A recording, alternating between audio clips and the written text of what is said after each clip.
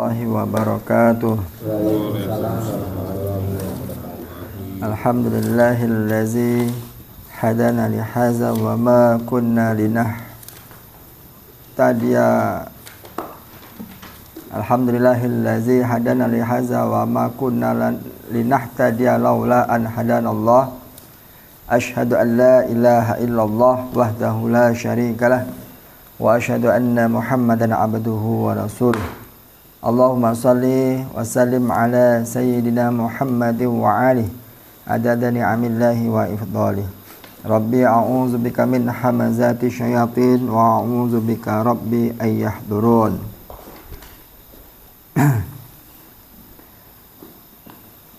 Qala Allah ta'ala bil Qur'anil Karim, a'udzu billahi minasyaitonir rajim. Wa la tahinu fi ibtigha'il qaum in takunu talma'una fa innahum ya'lamuna kama ta'lamun wa tarjuna minallahi ma la yarjun wa kana Allahu aliman hakima. Shadaqallahul azim. Rabbi shrah li sadri wa yaghfir li amri wahlul 'uqdatam min lisani yafqahu qawli. Alhamdulillah, bersyukur kita kepada Allah Subhanahu wa ta'ala atas semua limpahan nikmat, hidayah serta petunjuknya, sehingga pada malam hari yang mulia ini kita dapat kembali bertemu dan berkumpul di rumahnya Bapak Suwarto dalam rangka wattawasau bil haq wattawasau bis sabr, dalam rangka kita meninggikan kalimat Allah, dalam rangka kita ta'limul qulub, mengikatkan hati-hati kita karena Allah, dan senantiasa kita berharap kepada Allah Subhanahu wa ta'ala agar senantiasa menganugerahkan kepada kita semua ilmu yang bermanfaat, yang insya Allah dengan ilmu yang bermanfaat tersebut kelak dapat menjadi penolong kita di hadapan Allah Subhanahu wa ta'ala.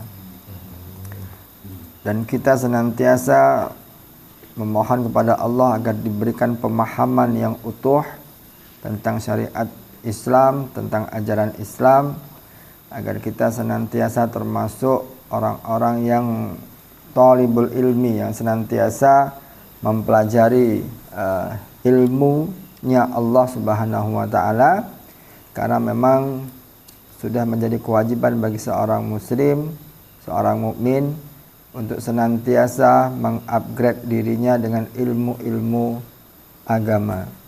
Sudah menjadi kewajiban bagi seorang muslim untuk senantiasa belajar dan mengajarkan ilmu-ilmunya Allah Subhanahu wa ta'ala.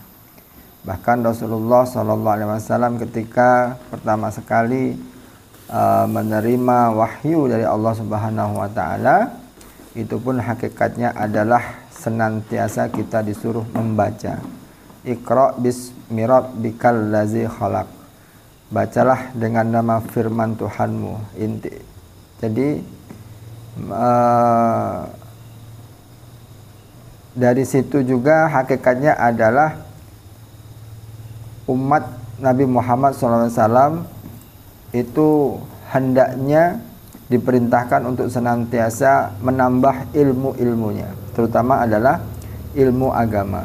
Bacalah dengan nama Tuhanmu.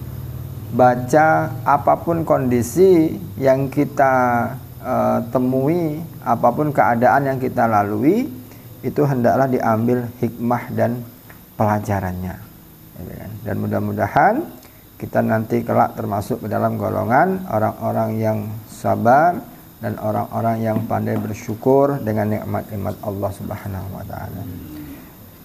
Salawat dan salam semoga tercurahkan kepada junjungan kita Nabi besar Muhammad sallallahu alaihi wasallam beserta keluarga, sahabat, dan orang-orang yang senantiasa mengikuti sunnah-sunnah beliau hingga akhir zaman. Rasulullah yang telah banyak memberikan contoh kepada kita semua bagaimana hendaklah mengisi waktu-waktu kita dengan senantiasa kita kembalikan kepada Allah Subhanahu wa ta'ala. Rasulullah yang mengajarkan kepada kita semua, yang mana hendaklah kita jadikan setiap waktu kita itu senantiasa menjadi asbab ibadah kepada Allah Subhanahu wa taala. Maka ada istilah itu kalau orang-orang yang lagi tren sekarang itu, semoga lelahmu menjadi lillah, kan, kayak gitu kan.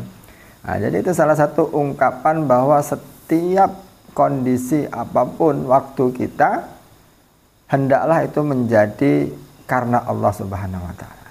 Karena ketika itu sudah menjadi lillah, maka tidak lain itu akan menjadi sebuah kebaikan, dan kebaikan itu mudah-mudahan menjadi amal ibadah dan mendapatkan pahala di sisi Allah Subhanahu wa taala. Bahkan Islam pun bagaimana mencontohkan, mengajarkan kepada kita semua, mulai dari bangun tidur sampai tidur kembali, itu semuanya apabila ingin menjadi setiap waktu, setiap menit, setiap detik itu menjadi amal ibadah, maka hendaklah itu diniatkan karena Allah Subhanahu wa taala. Bahkan ketika kita masuk WC, itu bagaimana diajarkan kita untuk membaca doa masuk ke WC. Ketika kita mau keluar rumah juga ada doa yang diajarkan. Ketika kita mau bekerja juga ada sunnahnya kita membaca doa. Semua aktivitas apapun ketika kita itu niatkan untuk Allah Subhanahu wa taala, maka kondisi capek yang kita rasakan insya Allah itu akan menjadi lillah. Nah, insya Allah nanti ada hal-hal bagaimana kita bisa mensikapi setiap keadaan kita yang kita rasakan lelahnya, itu insya Allah akan menjadi lillah. Di dalam surat An-Nisa, Allah Subhanahu wa taala menjelaskan kepada kita semua, janganlah kamu berlemah hati dalam mengejar mereka. Jika mereka menderita kesakitan, maka sesungguhnya mereka pun menderita kesakitan sebagaimana kamu menderitanya. Sedang kamu mengharap daripada Allah apa yang tidak mereka harapkan. Dan Allah Maha mengetahui lagi Maha bijaksana.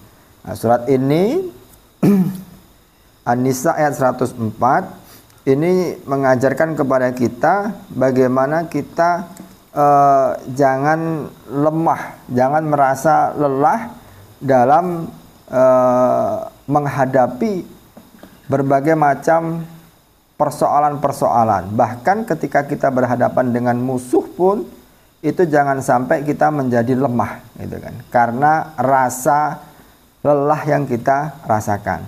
Karena pada hakikatnya mereka yang senantiasa merongrong umat Islam itu pun mereka merasakan lelah juga, gitu kan?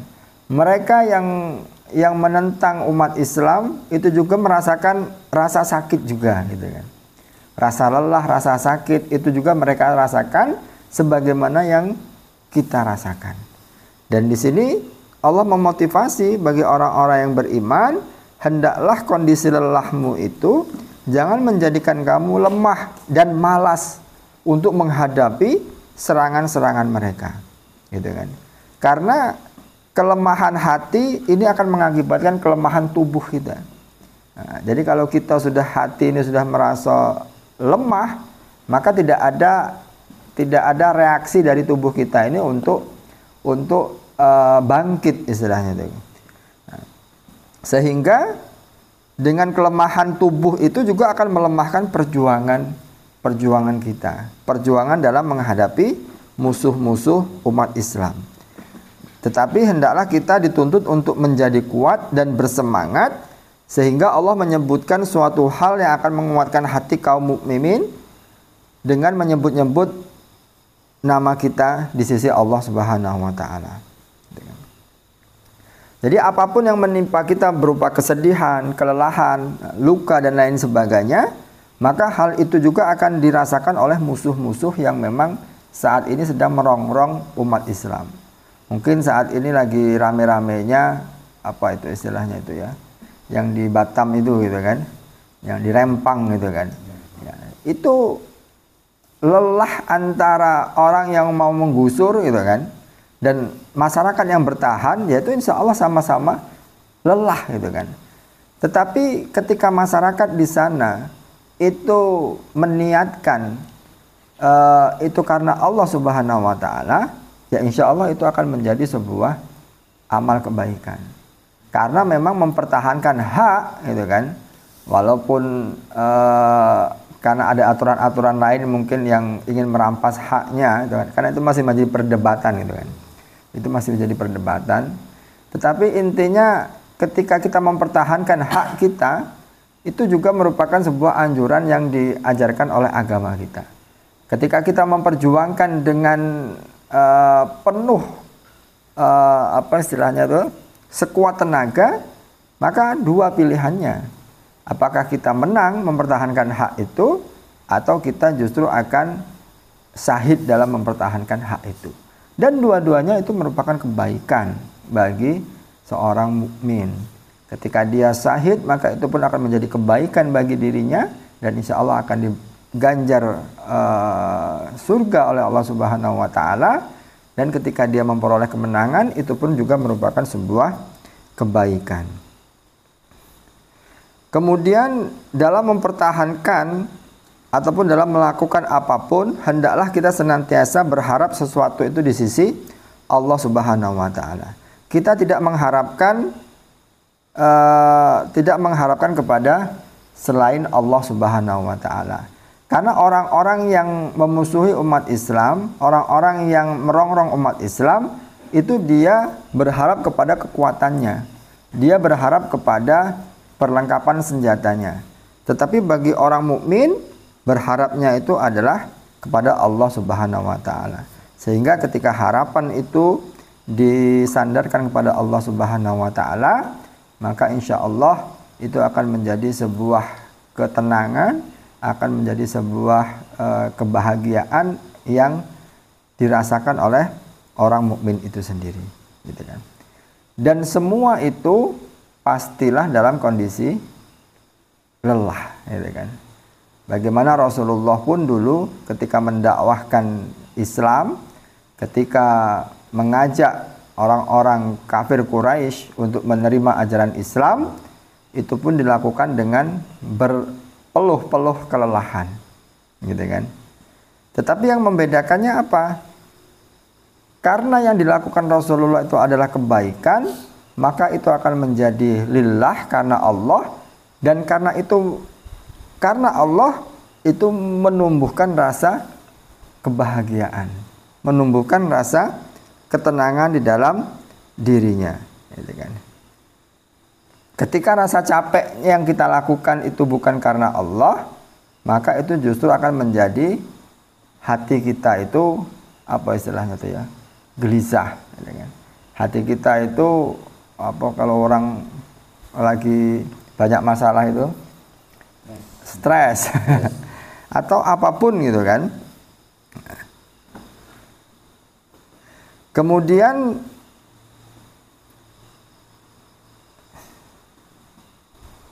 di dalam surat Al-Balad gitu kan, ayat keempat, di sini Allah Subhanahu wa Ta'ala menerangkan kepada kita semua bahwa setiap manusia itu pasti akan merasakan kelelahan. Nah, kalau di surat apa dulu tuh ya, wal asri, itu Allah jelaskan bahwa setiap orang itu akan mengalami kerugian, gitu kan, di surat Al-Asr gitu kan, Al-Asr. Nah, tetapi di surat Al-Balad ini, laqad khalaqnal insana fi kabad.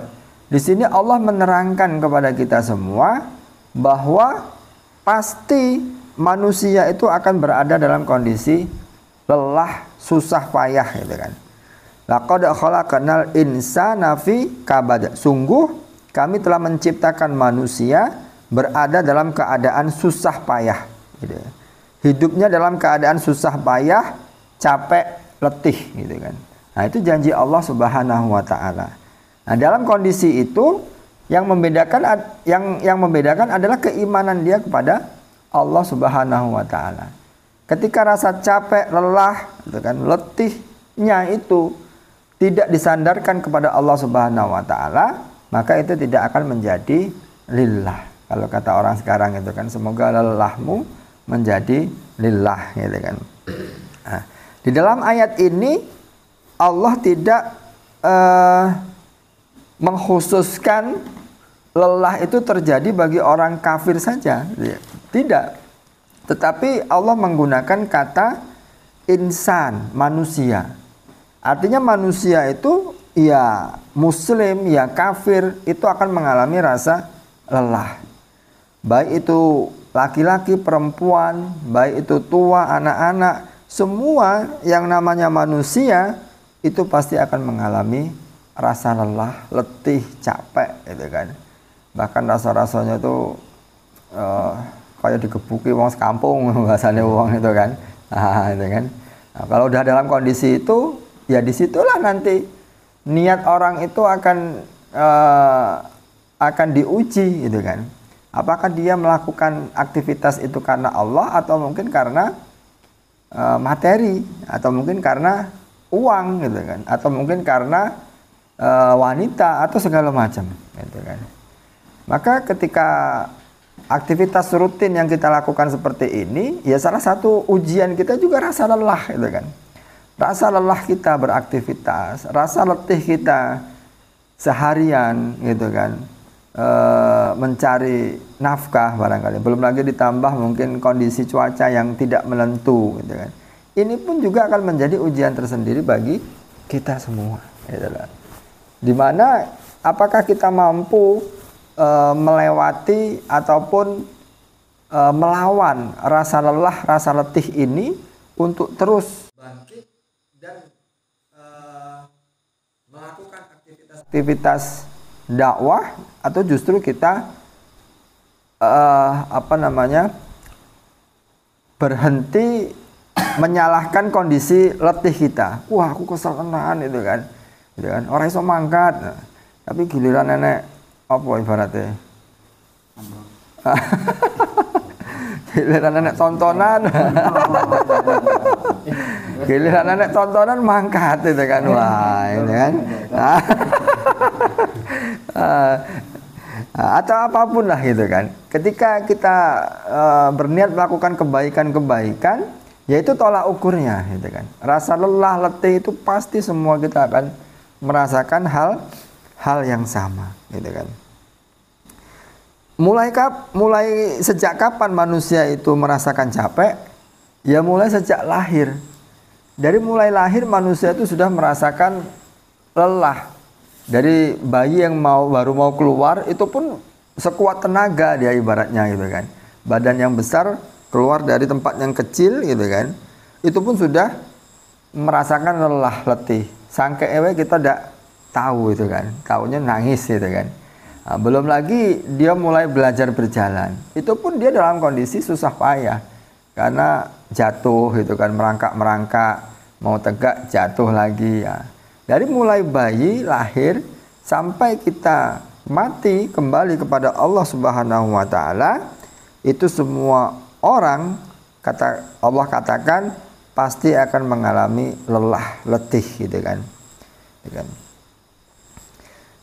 Tetapi yang membedakannya, ada orang-orang yang mengalami lelah itu ujungnya merasakan kebahagiaan, dan ada orang yang mengalami lelah letihnya itu justru ujungnya itu apa istilahnya tuh? Tidak bahagia.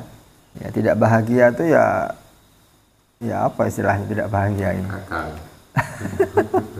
Ya capeknya itu membuat stres mungkin kan. Nah, lelahnya itu membuat pikirannya itu tidak karuan, artinya tidak muncul ketenangan di dalam dirinya. Wes direwangi kesel-kesel itu kan. Orang artinya orang itu opo-opo. Nah, itu ketika niatnya tidak lurus, maka itu sudah fisiknya kesel, hatinya juga tambah kesel, gitu kan. Sehingga menyebabkan dirinya semakin down, gitu kan. menyebabkan lemah hatinya sehingga dia lemah untuk beraktivitas, bahkan untuk beribadah kepada Allah Subhanahu wa taala. Sehingga apa hendaknya yang harus kita lakukan supaya capek yang kita rasakan itu menjadi bahagia. Dan apa yang harus kita perhatikan? Nah, di sini ada 3 hal yang harus kita perhatikan agar capek yang kita rasakan, lelah yang kita rasakan itu menjadi sebuah kebahagiaan. Yang pertama itu adalah capeknya harus dalam kebaikan. Nah, ini kan. Kemudian yang kedua, capeknya harus ikhlas lillahi ta'ala. Dan yang ketiga itu capeknya harus sesuai dengan tuntunan Rasulullah Shallallahu Alaihi Wasallam. Yang pertama itu capeknya harus dalam kebaikan. Ya tentunya setiap orang itu mempunyai dorongan untuk melakukan kebaikan dan dorongan untuk melakukan kefujuran. Dorongan untuk melakukan fujur itu apa itu istilahnya tuh? Ya kemaksiatan lah itu kan, kemaksiatan ataupun hal-hal yang tidak baik gitu kan. Maka ketika orang ingin melakukan kebaikan apapun itu pun akan merasakan rasa lelahnya. Ketika dia mau melaksanakan sholat itu kan, itu pun juga kita rasakan lelah gitu kan. Tetapi lelah yang kita rasakan itu nanti ujungnya rasa tenang, bahagia. Coba kita rasakan setelah kita sholat itu kan, kan rasanya seger, plong gitu kan. Hati ini kayak nggak ada beban gitu kan. Tetapi bagi orang-orang yang jarang melakukan sholat itu pasti merasakan beban di dalam hatinya, dan itu nampak dari raut mukanya gitu kan. Makanya raut muka orang-orang yang nggak sholat itu kan nampak dia kusut itu kan, nampak dia cemberut karena dia menahan beban yang sangat berat, yang mana itu capeknya itu menyebabkan dia itu tidak merasakan kebahagiaan. Maka ketika kita ingin mendapatkan kebahagiaan, maka hendaklah apapun kegiatan yang kita lakukan, walaupun capeknya seperti apa, itu harus dalam kerangka kebaikan. Kata Allah Subhanahu wa taala dalam Quran surat Thaha ayat 124, "Wa man a'rab an zikri fa innahu ma'iyasyatan donka." Barang siapa yang enggak mau mengingatku, tidak mau menjalankan perintahku, kata Allah, dan tidak mau menghindari laranganku, tidak mau peduli dengan syariat-syariat Allah, fa inna lahu ma'iyasyatan donka, pasti hidupnya akan sempit. Nah, gitu kan. Dan kami akan menghimpunkannya pada hari kiamat dalam keadaan buta. Nah, jadi di sini ketika kita tidak mau melakukan kebaikan-kebaikan, tidak mau menjalankan perintah Allah, melanggar larangan-larangan Allah, dan tidak peduli dengan aturan dan syariatnya Allah, maka Allah akan membuat hidupnya itu menjadi sempit. Surat Thaha ayat 124. Sehingga apapun aktivitas yang kita lakukan, lelah yang kita rasakan, itu tidak akan pernah mendatangkan kebahagiaan. Kalau seandainya kita tidak melandaskan kebaikan-kebaikan yang kita lakukan, gitu kan. Walaupun mungkin nampak dari luar orang itu berkelimpahan harta, gitu kan. Dampak dari luar orang itu mempunyai berbagai macam fasilitas kehidupan, tetapi ketika itu tidak digunakan untuk mengingat Allah, tidak digunakan untuk kebaikan-kebaikan yang berlandaskan karena Allah, maka itu tidak akan pernah menjadi sebuah ketenangan di dalam hatinya. Itu tidak akan pernah menjadi sebuah kebahagiaan di dalam dirinya. Maka dulu kita pernah mendengar ada raja pop gitu kan, raja pop dunia itu Michael Jackson kalau enggak. Nah, bagaimana dia mempunyai berbagai macam fasilitas kehidupan, kemewahan, tetapi tidak pernah dia merasakan ketenangan. Bahkan sampai-sampai dia mau tidur itu pun harus dibantu dengan obat tidur, gitu kan. Karena berbagai macam hal yang dia lakukan itu tidak pernah membuat dia bahagia. Sehingga ketika dia tidak bisa tidur, maka dosen menyarankan untuk meminum obat tidur. Maka itu dilakukan terus-menerus sehingga akan menjadi efek samping kebas mungkin ya, kebal. Dosisnya harus ditingkatkan. Nah, dari tingkat rendah naik ke tingkat sedang, dari sedang sampai tingkat tinggi. Bahkan sampai obat tidur yang dosis tinggi pun masih tidak bisa membuat dia tidur, maka disarankan untuk obat bius. Sampai-sampai seperti itu.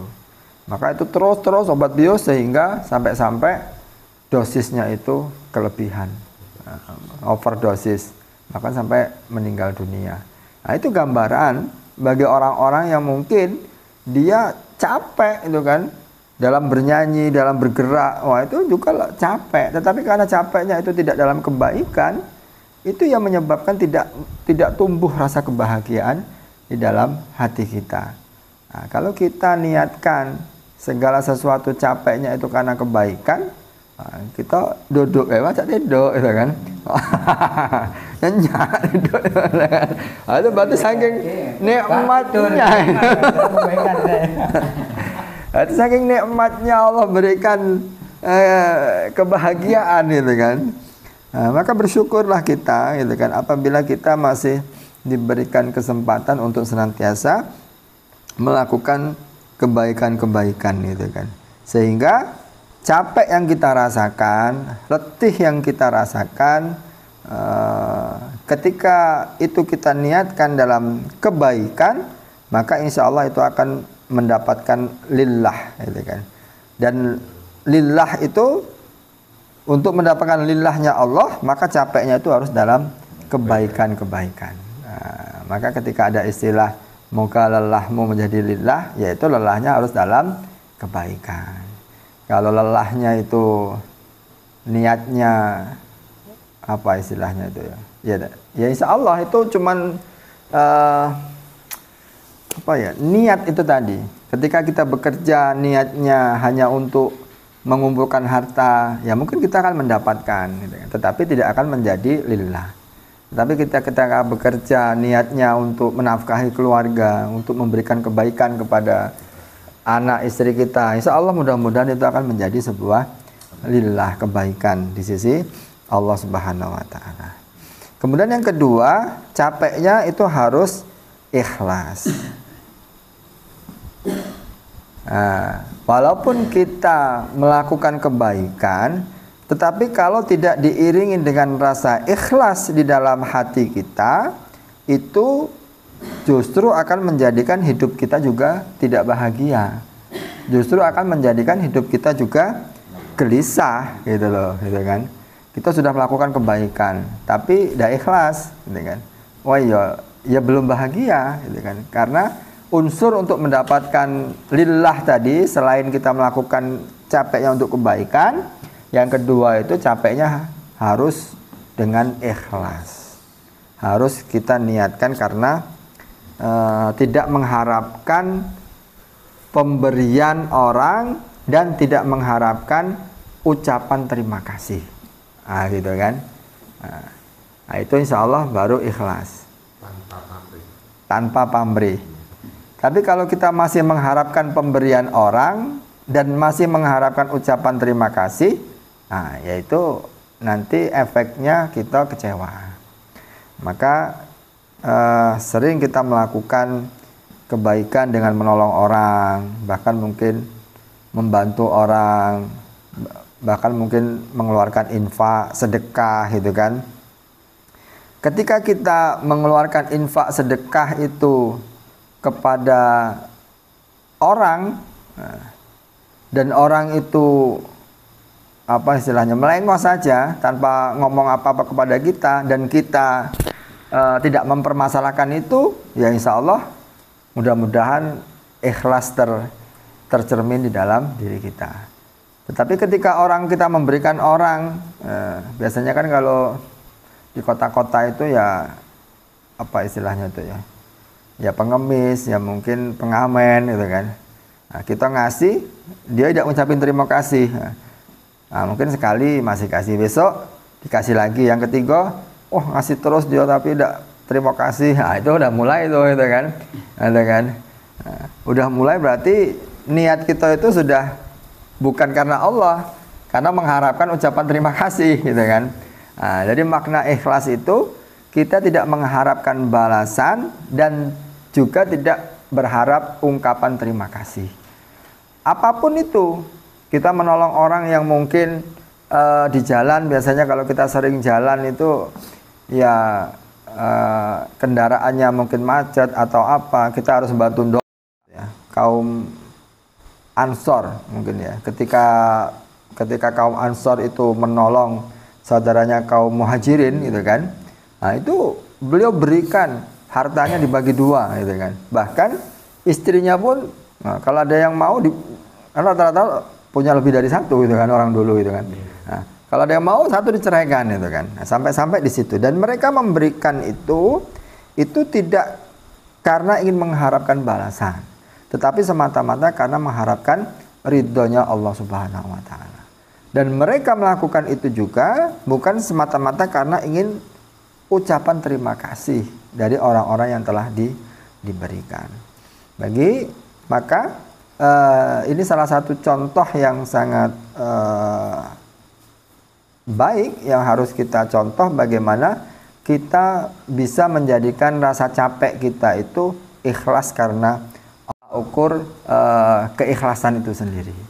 Nah, maka itu pun juga hendaklah bisa berlaku untuk saudara-saudara mukmin kita yang memang membutuhkan. Karena memang sebaik-baik manusia itu adalah yang paling baik terhadap manusia lainnya. Artinya kebaikan kita itu bukan terbatas untuk keluarga kita, tapi bagi orang-orang yang memang membutuhkan dan kita mampu untuk membantunya, maka itu akan menjadi sebuah pahala amal ibadah yang luar biasa di sisi Allah Subhanahu wa taala. Kemudian yang ketiga, capeknya itu harus sesuai dengan tuntunan Rasulullah sallallahu alaihi wasallam. Bagaimana Rasulullah mencontohkan kepada kita untuk memanfaatkan setiap waktu gitu kan, setiap menit itu dalam rangka untuk mengharapkan ketenangan, mendapatkan ketenangan di sisi Allah Subhanahu wa taala. Maka sering kita mendengar ungkapan ala bizikrillahi tatma'innul qulub. Hanya dengan mengingat Allah hati menjadi tenang. Jadi Rasulullah mengajarkan, memberikan tuntunan kepada kita semua, hendaklah hati kita itu supaya kita bahagia, supaya kita tenang, itu senantiasa terpaut dengan Allah Subhanahu wa taala. Senantiasa ingat Allah Subhanahu wa taala, baik dalam kondisi sedang beribadah, sholat, maupun di luar sholat. Baik kita di dalam rumah maupun di luar rumah. Baik kita di dalam masjid maupun di luar masjid. Bahkan ketika kita di kebun, dimanapun kita berada, itu hendaklah senantiasa terpaut hati kita itu dengan Allah Subhanahu wa taala. Dengan apa? Ya banyak zikir. Apapunlah zikir yang memang membuat diri kita itu tenang. Apakah alhamdulillah, alhamdulillah, subhanallah, subhanallah, Allahu akbar, atau istighfar, atau apalagi itu. Banyak macam lah, banyak versinya. Hendaklah yang mana itu kita niatkan menautkan hati kita itu kepada Allah Subhanahu wa taala, agar apa yang menjadi janji Allah itu muncul ketenangan di dalam diri kita. Walaupun mungkin usaha hari ini tidak sesuai hasil, tapi karena hati kita itu sudah tertaut dengan Allah Subhanahu wa taala, itu tetap menjadikan diri kita itu tetap tenang. Walaupun mungkin rencana kita ini tidak sesuai harapan, tapi muncul ketenangan di dalam diri kita. Jadi apapun lelah yang kita lalui gitu kan, apapun capek yang kita rasakan, ketika itu kita lakukan dalam kerangka kebaikan, kemudian kita landaskan dengan rasa keikhlasan, dan kita jalankan sesuai dengan tuntunan Rasulullah SAW, maka insya Allah itu akan menjadi lelahnya menjadi lillah, menjadi karena Allah. Dan ketika itu sudah diniatkan karena Allah, maka mudah-mudahan itu akan menjadi sebuah pahala di sisi Allah Subhanahu wa taala yang kelak akan menjadi penyelamat pembela kita di hadapan Allah Subhanahu wa taala. Begitupun dalam kondisi kekinian, dalam kondisi ke depan, tentunya rasa lelah, letih kita pun akan terus diuji di sisi Allah Subhanahu wa taala. Dalam kerangka kemasyarakatan ataupun dalam kerangka pemerintahan, ya kita akan menghadapi sebuah event besar, yaitu pemilihan umum, dan di situ pun lelah, capeknya itu akan diuji. Orang-orang yang melakukan aktivitas tidak karena Allah, ya yakinlah dia tidak akan mendapatkan kebahagiaan. Ketika dia niatnya itu karena mencari materi gitu kan, mendapatkan keuntungan, dan dia lakukan itu, maka walaupun dia mendapatkannya, yakinlah itu tidak akan menumbuhkan rasa kebahagiaan, tidak akan menumbuhkan rasa ketenangan. Dan ketika kita pun melakukan aktivitas itu dalam kerangka kebaikan, dalam kerangka ikhlas dan sesuai tuntunan, dan kita yakin Rasulullah sebagaimana sebelum-sebelumnya kita sampaikan, bahwa Rasulullah pun bukan hanya sebatas sebagai seorang tokoh agama gitu kan, tapi Rasulullah juga merupakan sebagai tokoh negarawan, karena Rasulullah juga merupakan bawa apa ya?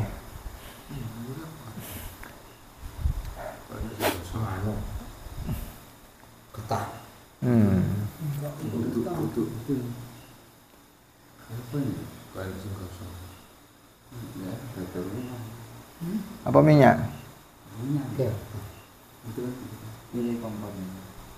Gas, gas tak?